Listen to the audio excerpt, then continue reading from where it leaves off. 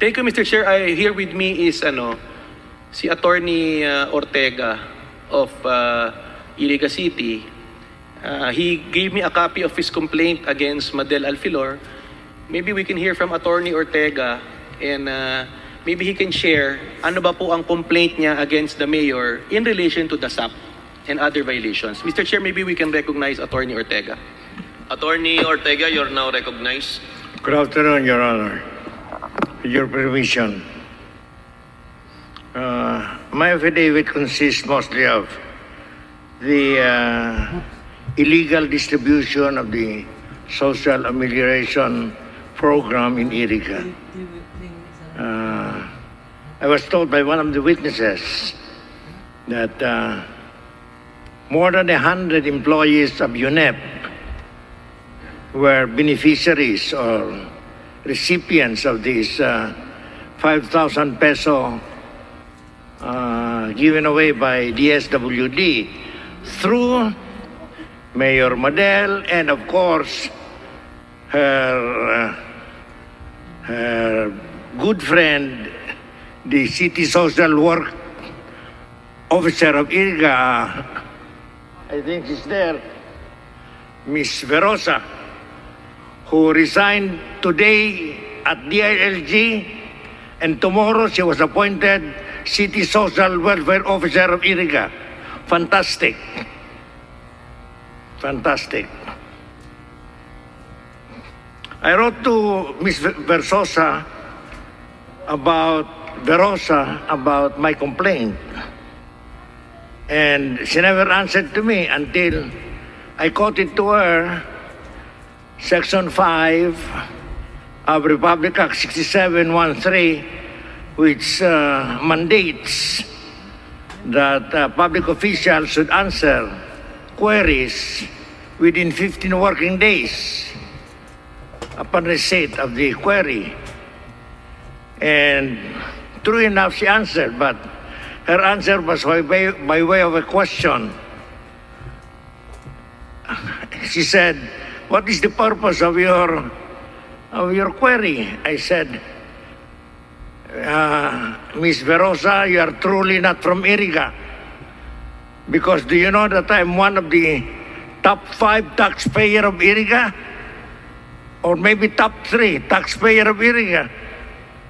And as a taxpayer, I should know how public funds are spent." And she kept quiet after that. She kept quiet. And when I saw the list of UNEP employees, which I think Deputy Speaker William Verde forgot, is the fact that spouses what's her name?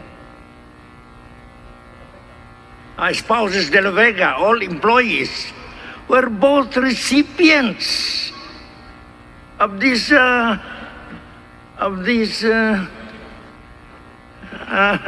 SAP. Imagine husband and wife, both employed, both riding a car, and made recipients of the SAP. I beg the pardon of the mayor, but the mayor thinks that the money of Iriga is her money. She spends it the way she wants it. No, sir. No, ma'am. That is people's money. Whatever she gave to the teachers, at least I contributed 1 centavo. As I've said earlier, I belong to the top 3 taxpayer of Iriga. And I must have contributed to that money. That saddens me very much. That saddens me very much. Because we own also a university in Iriga. You know what we did? March 1 to 15, on the 16th, they got their bi-monthly pay. And on the 16th, March 16, when the president declared the ECQ, we gave everybody, all employees, 483 of them, 483 employees of our university, cash advances to tie them up during the pandemic. But in the hold and below, in the other university, there was this so generous lady distributing 5,000 pesos each of people's money. That breaks my heart, Mr. Chairman, because I own a part of that money. I own a part of that money.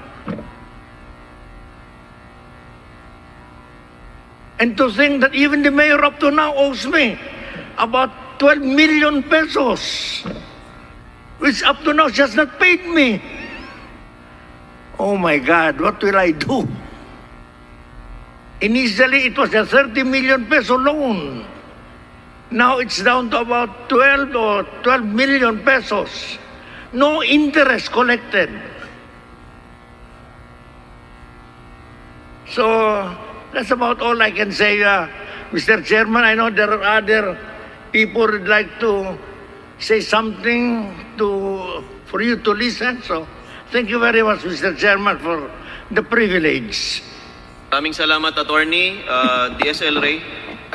Mr. Chairman, Attorney Ortega, we thank you for coming here. You're 82 years old, Mr. Chairman, and yet he risks his health and safety just to talk